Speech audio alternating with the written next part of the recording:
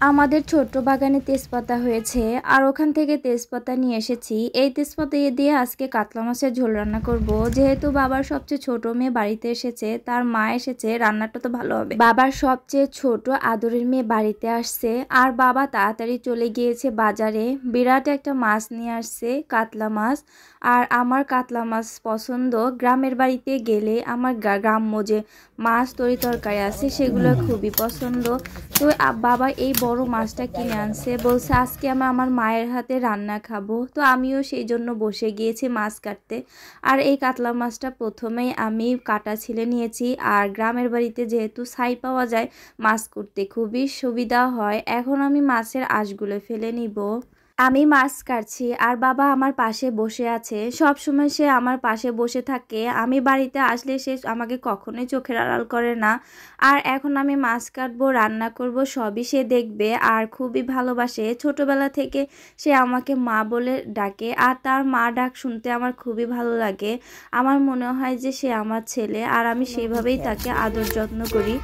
আসলে মেয়ে হয়ে জন্ম নিয়েছি, ইচ্ছা করলে অনেক কিছু করতে পারি না। পরের বাড়ি দিয়ে দিলে বাবা মাকে ছেড়ে চলে যেতে হয়। আর এই কষ্টটা সব মেয়ের মধ্যেই আছে। বাবা মাকে ইচ্ছা করলে দেখতে আসতে পারে না, যেহেতু অনেক দূরে থাকি, স্বামী সংসার হয়েছে। আমার বাবা খুবই সহজ সরল একজন মানুষ, খুবই ভালো একজন মানুষ। কখনো মেয়ে আর বউর ভিতরে পার্থক্য করে না। সবসময় বউদেরকে যেমন ভালোবাসে তেমনি মেয়েদেরকেও ঠিক ভালোবাসে। যখন মেয়েরা বাড়িতে আসে তখন মেয়েদেরকে যেভাবে যত্ন করে, বউরা তো সবসময় তার কাছেই থাকে, তাদেরকে ঠিক মেয়েদের মতো করেই যত্ন করে।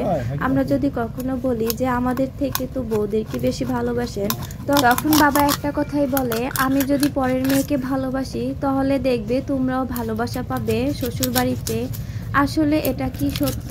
না, সবার কপালে এই ধরনের সুখ থাকে না। আমার বাবা মা সবসময় আমার ভাবিদেরকে অনেক বেশি ভালোবাসে আর আমাদেরকে সবসময় শাসনে রাখে, যাতে তাদেরকে কখনো মনে কষ্ট দিয়ে কথা না বলি।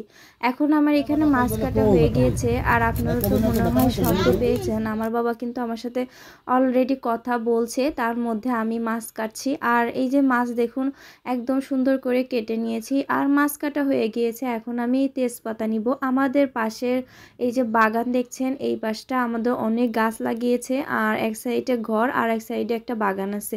তো এইখানে আমাদের লিচু বাগান আর কি বলতে পারেন, আর পেয়ারা গাছ আছে, মানে টুকিটাকি আম গাছ, পেয়ারা গাছ, সব ধরনের গাছ আছে। তো আমার ভাইয়া এখানে একটা তেজপাতা গাছও লাগিয়েছে। তো তেজপাতা অনেক তেজপাতা হয়েছে, ওইখান থেকে আমি তেজপাতা নিয়ে আসছি আর এই তেজপাতা দিয়েই আজকে আমি এই মাছ রান্না করব। বাবা বলেছে মাছে তেমন ভাজার দরকার নেই আর একদম সুন্দর করে রান্না করতে, এই জন্য আমি মাছ ভাজবো না। এদিকে বৃষ্টি শুরু হয়ে গিয়েছে, কি আর করার।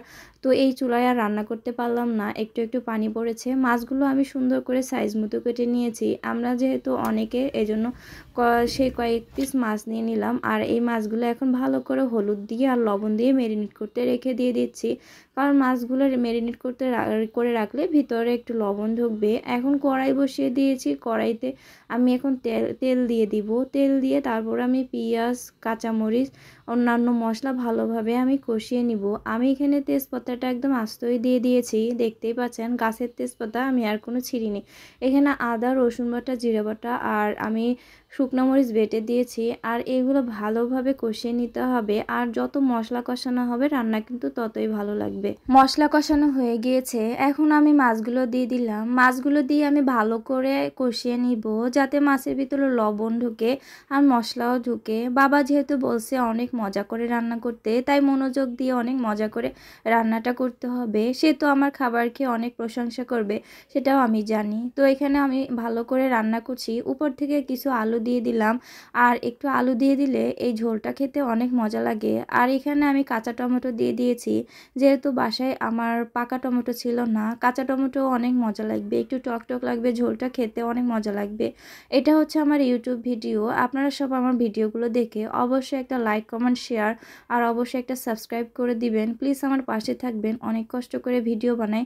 আর যারা আমার ফেসবুক থেকে ভিডিওগুলো দেখবেন তারা অবশ্যই একটা ফলো দিয়ে পাশে থাকবেন, আর শেয়ার করবেন, কমেন্ট করবেন, আর অবশ্যই একটা লাইক দিয়ে দিবেন। এখানে ঝোলটা হয়ে গিয়েছে, এখন আমি একটা বাটিতে ঢেলে নিলাম। ঝোলের কালারটা দেখেই বুঝতে পারছেন কতটা মজাদার হয়েছে। আজকের ভিডিওটা কেমন হয়েছে অবশ্যই জানাবেন। তো আজকে এই পর্যন্ত, আল্লাহ হাফেজ।